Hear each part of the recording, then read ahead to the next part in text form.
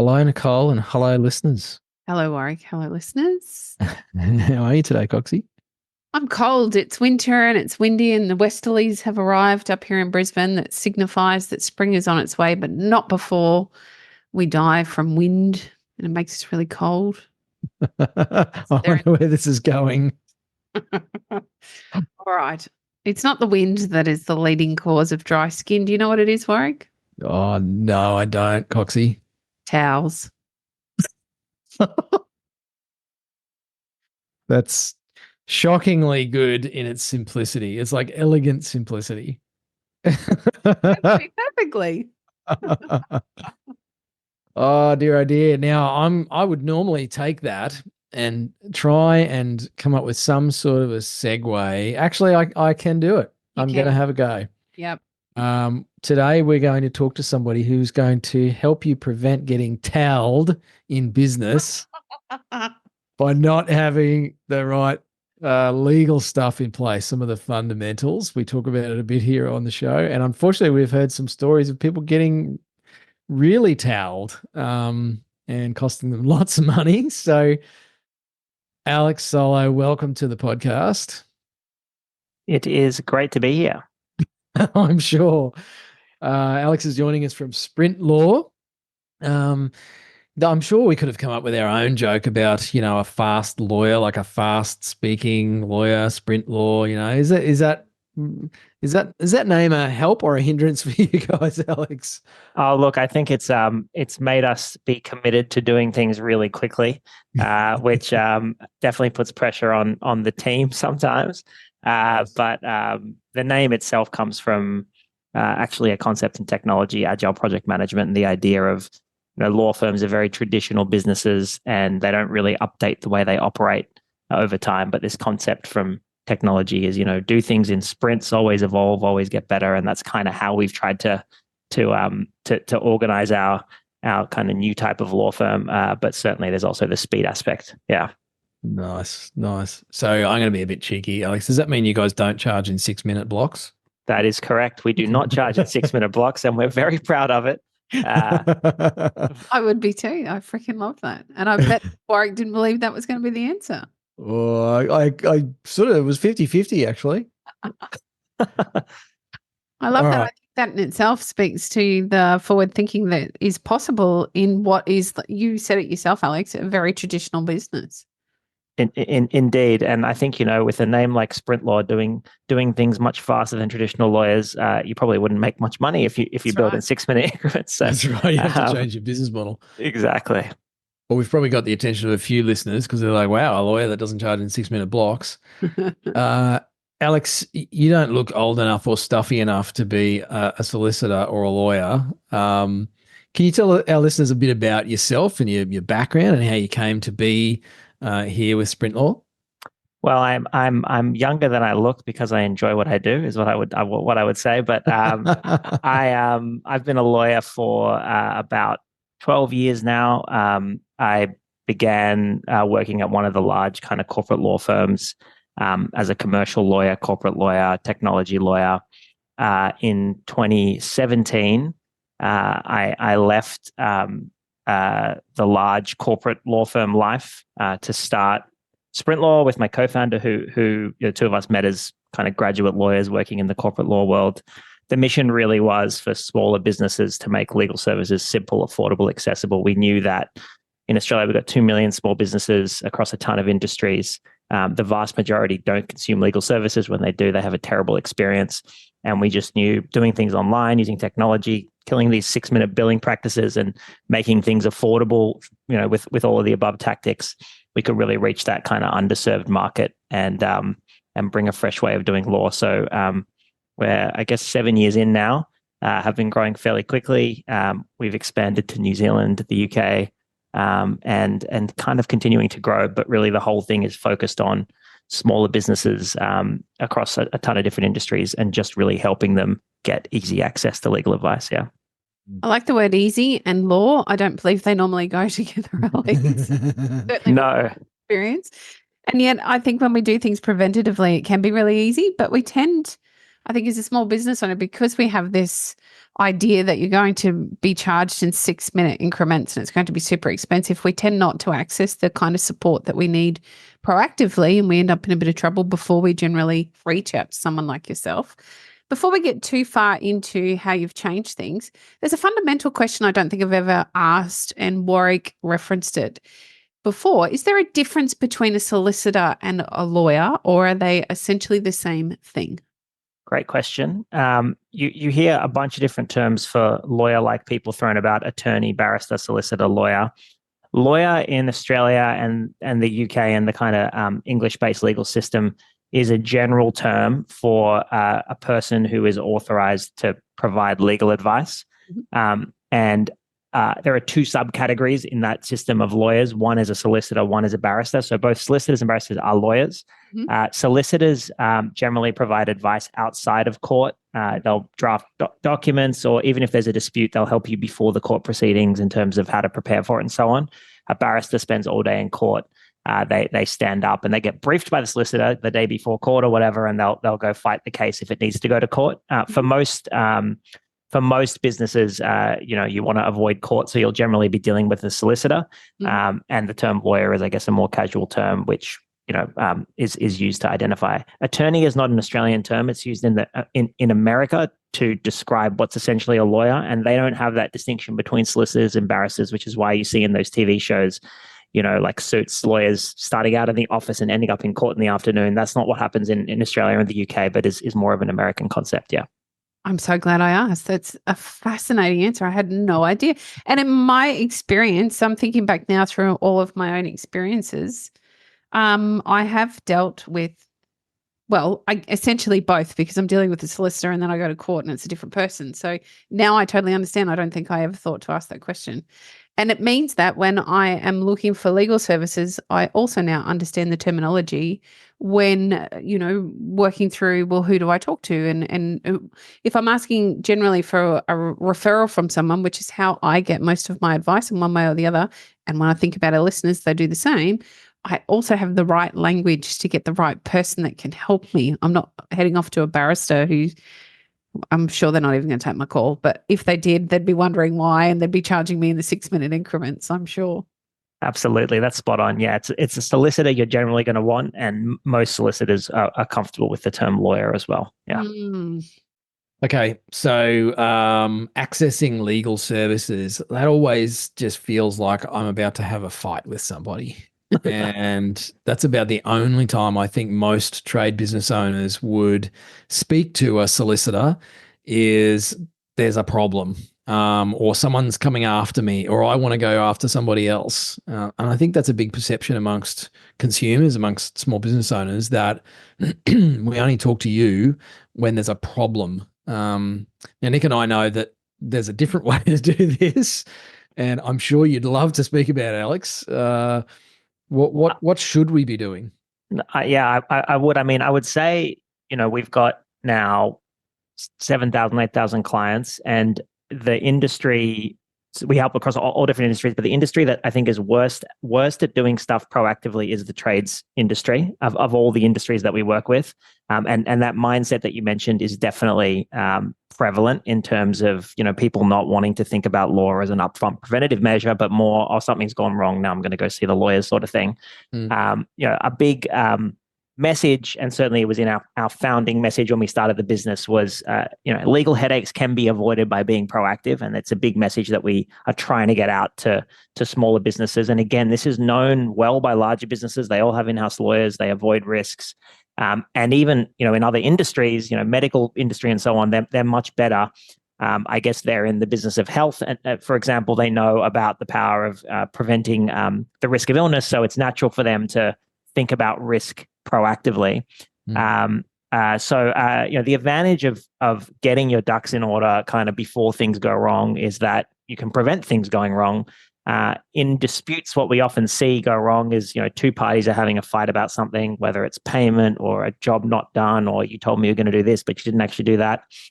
Having a clear agreement at the beginning actually makes it clear to both parties what's expected, and the dispute never happens. It's not just that you would turn to the document and use it. I mean, it's helpful for that too as a way of resolving the dispute, but you actually avoid the dispute altogether. I kind of think, I mean, there's many reasons why you might use a lawyer, but the biggest one is this risk management. I think it's like risks happen in business, things go wrong, things are all fine every day. You might do the same job 100 times, but on the 101st, it goes wrong. And that can really bring the whole house kind of falling down. And I think if you are at least aware of what your legal risks are and do what you can to mitigate them up front, first of all, you can sleep easier at night. But second of all, you're going to avoid these kind of potentially business ending catastrophes that can happen down the line. Alex, I think there's a lot of pub chat about what can go wrong, and everybody's heard a horror story. So there's two schools of camp. In my experience, it'll never happen to me, which is flawed, of course. And then the school of thought, I believe very much is it's something that I'll deal with if it ever happens to me. And the problem is neither of those preventative measures work, because you end up getting in trouble. And then, of course, naturally, something we've referenced previously on the podcast, it's far more expensive to get yourself out of trouble than it is to spend a bit of time and a bit of money and a bit of energy preventing the issues from happening, from something as simple as setting expectations, which is very much what I'm hearing when you're talking about doing some of that preventative work and outlining what's necessary for that healthy client tradie interaction. Have you had the same sort of experience generally when you're talking to clients that arrive on your doorstep and require help?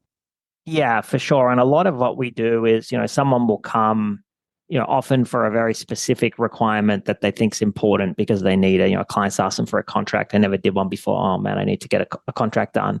And we actually ask them about their business generally. And we realize that this is the least of their problems. There are all these other issues. And they said, oh no, it hasn't come up. I've been in business for 5 years. This hasn't been an issue. So why would I bother dealing with this? Or you waste money on that stuff, blah, blah, blah. And, it's like, there's many different analogies, but, it's like this mindset of I'll wait for something to go wrong before I deal with it is like, I'll get my brakes fitted on my car after I've crashed. It's like, well, if you have the brakes, you won't crash. Do you know what I mean? So I think, but this, it's this risk management mindset of like, 5 years go by, nothing goes wrong, but every day you exist, the probability that it will happen, goes up, right? Yes, it's unlikely in your first week of doing business that things will go wrong, but make that 20 years and, it's going to become likely. And if you make this one-off investment, for example, in a proper contract at the beginning, it gives you that longevity. And maybe another comment on that, one thing we help a lot of businesses work through, because, lawyers are expensive and we have really tried to bring down the cost in our model, but we're not free. It costs money to get these things done. And if, speak to any lawyer, they'll give you a long, long list of everything that you technically should be doing and signing and so on. And it's just unrealistic for a small business or to really tick off everything on their to-do list. What you want to work out is, what are, in my business, the critical risks that are most likely to occur. And, what are the things that are business ending and what are nice to have? And you can break down your legal risks and to-dos using that matrix. And actually, you might find that there's maybe just 3 really important things you need to do. And over time, you can, knock out the rest of the to-do list as your business grows and so on. But at least rather than going law in general, I won't deal with, going, okay, well, maybe I'll just figure out what the key items are for my business now that I'm gonna cover. And again, insurance is a different industry, but it is an analogous way of thinking, which people understand more intuitively. You could get insured for every single possible thing in your car. You can get comprehensive third party. You can get CTP. You can insure from theft. You can insure your steering wheel if you want. But people make a decision based on their car and how much money they have and to pick certain insurances. But most people do get some insurance. So it's the same with the contracts. It's picking out which insurances, if you will, you're gonna take out in terms of being proactive with your legal services. Yeah. Alex, I think that's the most practical piece of advice I've ever heard someone in your position give. And I say that really enthusiastically because what, in my experience, I've seen time and time again is a pretty simple trade business going to somebody like yourself for some help, and they're being totally oversold on a bunch of stuff that they don't need. And they walk out with this massive bill, and it just contributes to the fear around talking to someone like yourself. And yet, if they were to do that audit process that you're talking about, let's look at the 3 to 5 most risky areas within our business that we need protection from, it makes this a really simplified conversation that can turn into a more elaborate one over time. But I don't have to fear coming to you thinking I'm walking out with a $25,000 bill and what have I really got for my money? So I think that was a really practical example. Is it always on a case-by-case basis that you look at what is necessary for a business, or are there some blanket things that we should be considering for all trade businesses? So case by case will definitely help identify, specific weightings for what's more risky and so on. But there's a handful of things that I'd say for trades businesses in particular are very likely to be at the top of that list of things that you should sort out. And one of them is your kind of business structure, the way you're set up, whether you're a company or a sole trader, just making sure you've got the right structure. Another is around your key contracts with customers and employees. And the third is your brand name and kind of protecting that. Those three things are, like, I'd say the three biggest missing items that we see with trades businesses, and also some of the most important that I think apply quite broadly. Yeah. And some of those aren't terribly expensive. We worked with an electrical business for a period of time, and unfortunately, that business had done nothing to protect their business name and had another business move into the same geographical area with the same business name. And he was constantly fielding calls from dissatisfied clients. And it could have been so simply worked out in the beginning. But of course, now he had to then go back, and there was all the work that needed to be done to establish you had the business name in the first place. It became quite an arduous thing to work through rather than something very simple that can be done right from the very beginning. For sure. I mean, that one in particular, the fail to register your brand name or check if the brand name's available. I wrote a kind of almost op-ed post on our website, after doing this for about 6-7 years. Just the amount of times I heard that story happen, and it all could have been prevented. It was like I wanted to make a public service announcement to every small business out there. Just get the name protected. I mean, we as lawyers, if you look at what we did when we set up our business, it's almost like the gold standard for what you would do when you set up yours. And number one was get the company registered. Number two was the brand name. Before we'd even done anything, launched the website, we just made sure we had the brand name before we started investing in collateral and borrowing. You want to make sure you own it, otherwise there's going to be big issues. So yeah, that one I think is really, really key for sure. I feel like a lot of issues come from tradies, especially just being overly optimistic. We see this with the way they book up their week from a time perspective. And I'm sorry, not sorry to any of you listeners if this is you and I'm poking you in the sore spot. But it's like stacking the week with jobs and assuming that things are going to go well, even though they're not going to. You still book yourself up. Don't allow enough travel time. Don't allow any buffer time for jobs that don't go to plan. The concrete truck's late, or someone breaks something and it's got to be fixed, or you forgot that you've got to go to the optometrist this week. And I feel like that attitude carries into contractual dealings with clients, where there's just this really naive assumption that things will go to plan and people will pay their bills and they're not going to come back at you for stuff on a job. And so a big area we certainly see with trade business owners is just not having stuff in writing. They issue a quote and then the client says, yeah, that's great, let's go, for a $12,000 job. And it's like, there's nothing on paper that they even said, yes, go ahead with it. And yes, I accept your quote. And yes, I'm going to pay you on completion of the job. And then when it does turn to custard, there's like this exasperated tradie that's like, oh, I can't believe these people, they're not paying their bill. And it could have all been saved with an email, let alone a piece of paper with a signature on it. Do you see that as well, Alex? And is that a problem that's as easily fixed as I think it is? You're completely spot on. And again, it's almost specific to the trades industry. I mean, all industries kind of have that problem. They'll just do handshake deals. But even other industries, you at least get them, building their own, I wouldn't use them, but building their own template agreements. They know they need something. But yeah, trades businesses in particular, I think, just... And it's like, it's very far from the skill set of a lot of trades is, sitting in Microsoft Word and thinking about the fine print of a legal document. So I understand why no one wants to do it. It's very understandable. But nonetheless, it's very easily avoided. And one thing that I think can get through to some of these businesses, and certainly we've seen this in fact, some of the more successful trades businesses that are our clients. So yes, contracts. I kind of talked a lot about how doing them upfront is great for risk management, but as you were just kind of touching on, it's actually a way to increase your revenue and reduce your costs and make your business more profitable. Because first of all, we as lawyers, we know how to structure these documents. We know how to handle people that don't pay on time. Maybe you're going to charge interest on late payments. We know how to reduce the scope of your services. So when people say, "Oh, why didn't you fix this? Come back 7 times and do this and that," you can charge more for those things, and it's clear how that works.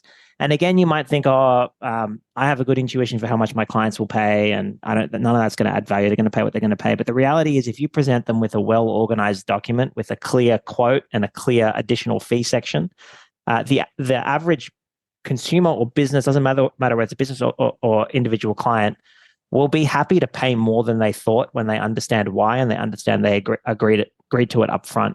Mm-hmm. Plus, it's a lot more efficient because you're not going to get stuck on a job turning down other jobs for 3 months because one little issue with the client, you need to keep them happy. So all these things are going to increase your productivity. You're going to get more jobs done in a month, and they're going to increase your revenue per job, and they're probably going to reduce your costs and your own happiness in your business. So there's a lot of benefits, and all we're talking about is a nice, well-structured document or client contract that you have up front. Alex, we try not to talk over the top of each other, and we do it all the time.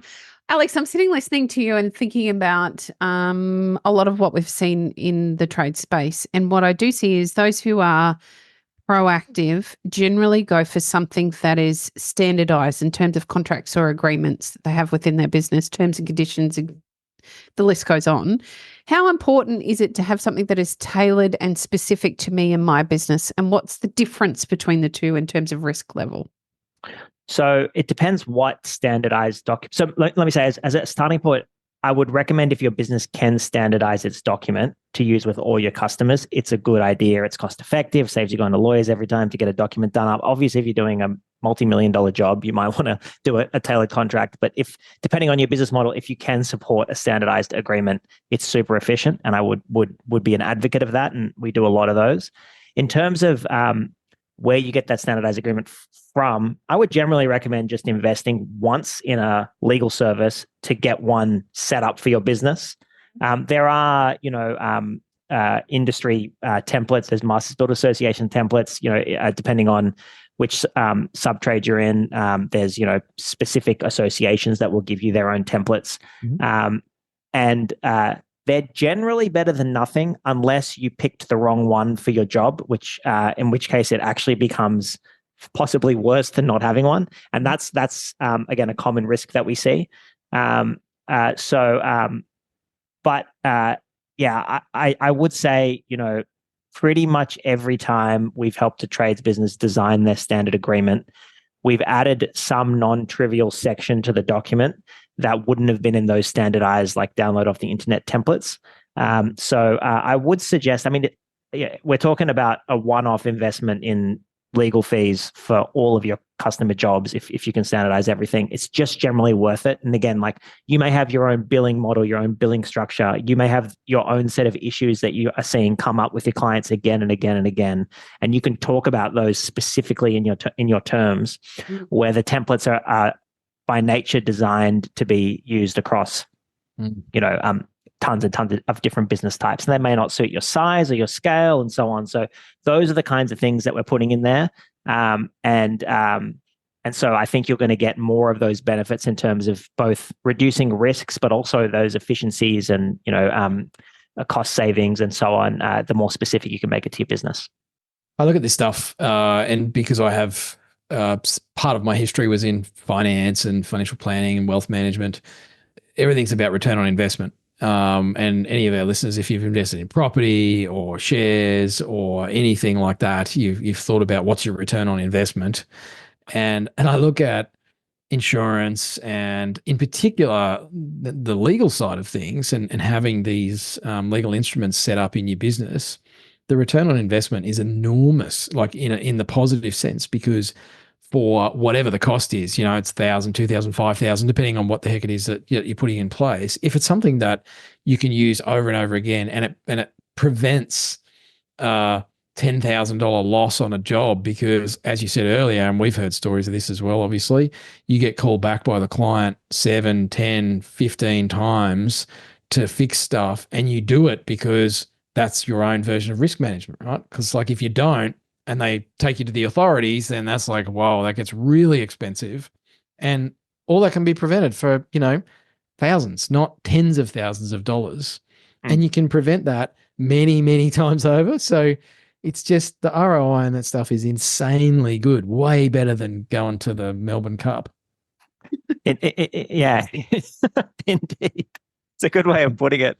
And yes, I mean, I've heard a phrase said in business. People buy things for three reasons. To make money, to save money, and to reduce risk. And at least in the case of these customer contracts that we're now talking about, it does all three, right? So it's like it's giving you three types of return on your investment. So yeah, big advocate of those things. And like the cost of these documents, it depends on your business and the complexity of jobs, but we're talking a couple of grand is what you're looking at for getting, at least with us, that's kind of what we're charging as a one-off investment. So yeah, it really isn't going to be hopefully won't send you bankrupt. Yeah.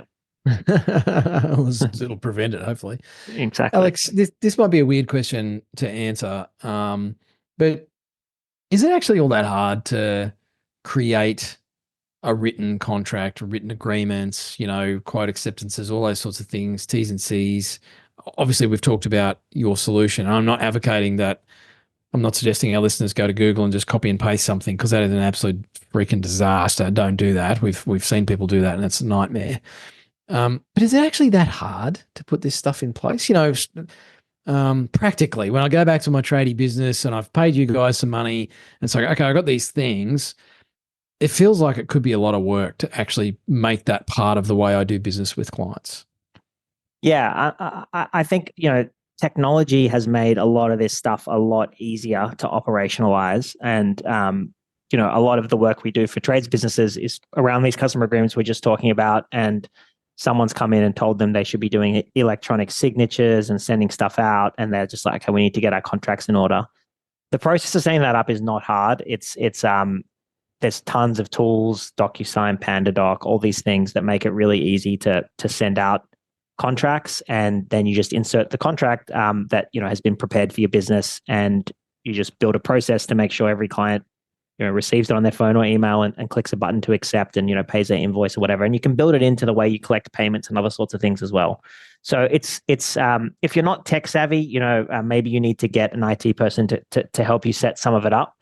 But it's definitely not rocket science, and it can really be done in 2 days to set up a lot of the infrastructure to get this stuff going. In terms of like the preparing of a document yourself as part of that process, we've got ChatGPT now where you could ask it, write me a contract for my electrician business, and make sure it covers all these things, and you'll get something back. I'm a avid user of that technology, but in the case of these kind of contracts, it's not going to produce anything that's going to really hit the nail on the head in terms of what we're talking about, risk reduction and efficiencies. Again, I hesitate to even say it's better than nothing, because at the moment, at least with the LLM technology, it's producing American law stuff that doesn't really work here and can have unintended consequences.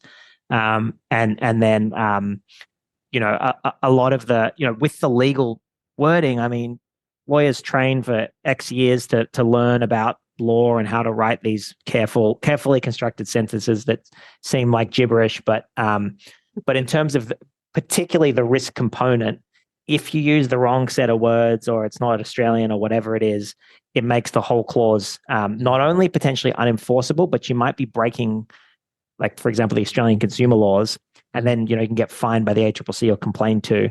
So there's these risks with just self-servicing. So it's not that hard to work with a lawyer. We would get these things done in a week, and other lawyers would be the same.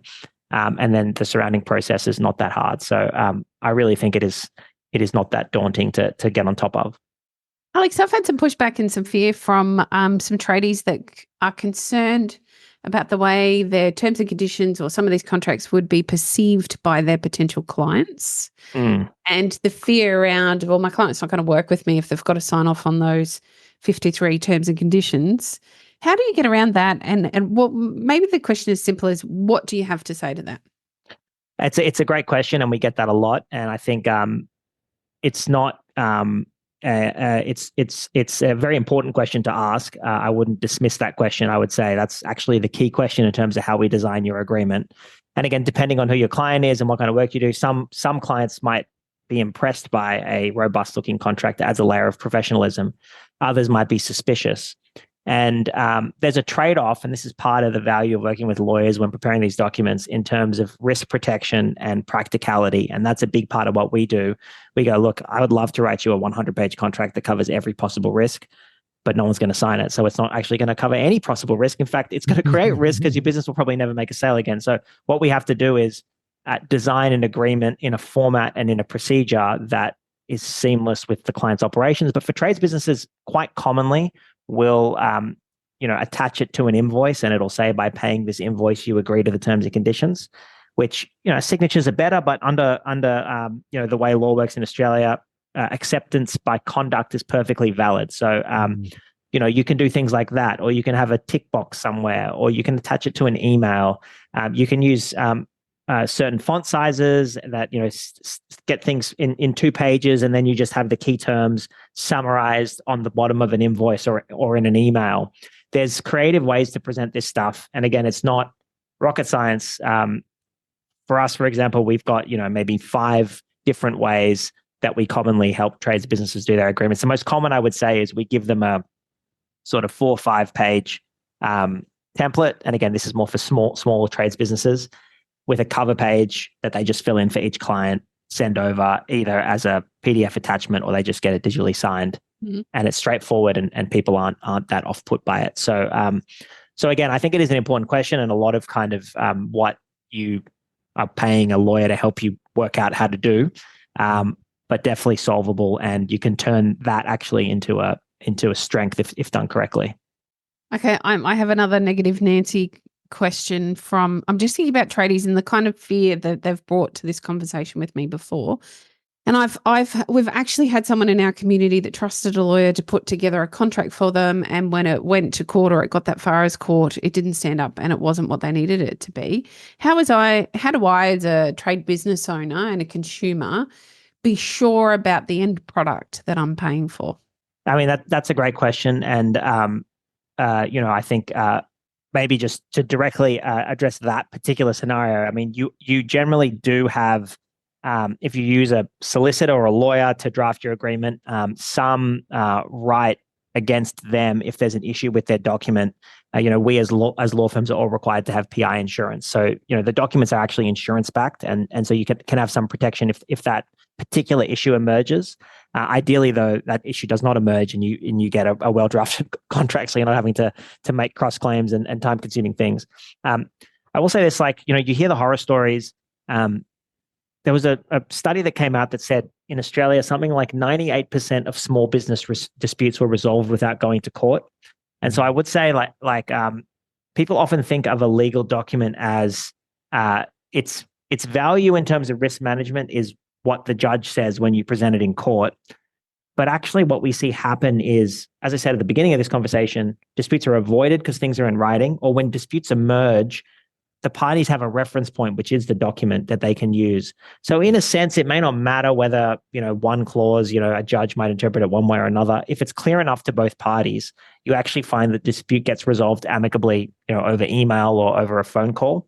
And given that, like I said, 98% are being resolved that way, you might argue that that's actually the primary purpose of a contract, is to have something in writing that's certain, that's enforceable. Now, of course, as the disputes escalate, the wording starts to matter, because if lawyers are involved, they'll be arguing about what a judge might say in terms of settlement. So not to say you can ignore the wording. It's all about having something over email. But certainly, I'd say it's important to think of it that way. But of course, if you do end up in a situation with a document you paid a lawyer for that can't be enforced in court, I would be very annoyed by that. And again, make sure you select your lawyers carefully. and you can always choose Sprintlaw, and everything will be fine. So there you go. Nice, Alex. There's the plug. Nice work. There's the plug. Alex, I have a question that I have been asking our guests on the podcast here for over a decade now. And that is, if you had 1,000 trade business owners in a room, what's one piece of advice you'd like to leave them with? I don't want to harp on about the point we've discussed this whole call, but really it is that get a customer contract, get a client agreement, a standard client agreement. Just get it. If you don't have one, or if you're using an online template or something, just get it done, because it is in your kinds of businesses, it is a really, really important document. I mean, it's important in any kind of business, but for trades businesses in particular, it's got your payment, it's got your service scope, it's got your risk protection. It's all there in this document, and these are the most common issues we see. So I would get that document done, and I would throw in there as a asterisk, at the risk of having two things.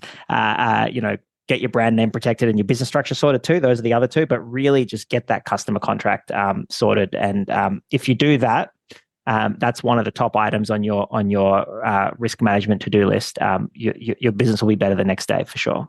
Nice, mate. It was like one main point with a subclause. Yes, that's very, very. That's what I was seeing in my head. I was seeing A, subclause I. One, subclause A. Yeah, nice. All right, gang. Alex, if our listeners have sat through that and gone, holy crap, that sounds a lot less painless than I thought, I should really do something about this, and they want to choose a good solicitor or law firm, can you recommend one, and what would their details be? Not sure, but I have heard of these guys called Sprintlaw, who I believe are an award-winning, fast-growing Australian law business. Yeah, no. If people want to reach out to us, sprintlaw.com.au, check out our website, and you can give us a call or submit an inquiry, and the team will be, as the name suggests, on the phone with you same day usually. Nice. Now, and I can confirm, listeners, if you're doing the podcast and not the video version of this, Alex is not wearing a grey suit. I'm wearing glasses. That's He has lots of hair.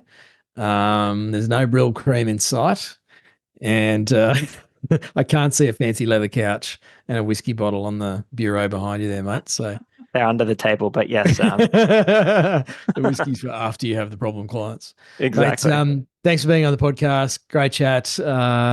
And yeah, look, to reiterate, gang, if you don't have some of those fundamentals in place, honestly, you are just dicing with all sorts of risks. To be honest, these days, you're an idiot if you don't have this stuff in place. You're just risking everything. So reach out to the team at Sprintlaw, get your stuff together, and stop being a clown.